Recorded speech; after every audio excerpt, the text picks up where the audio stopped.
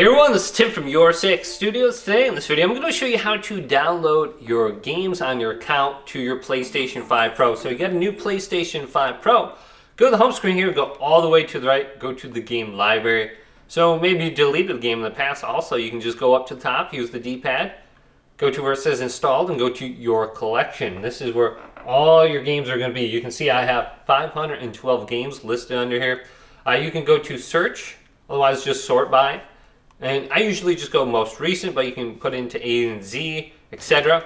So my most recently used games are at the top. So if I was using them on my PS5 and I got a PS5 Pro, they should be appearing under here. So I got like 2K24 for WWE, looks like a Quidditch game, etc. So just go through this list and you should be able to find the game.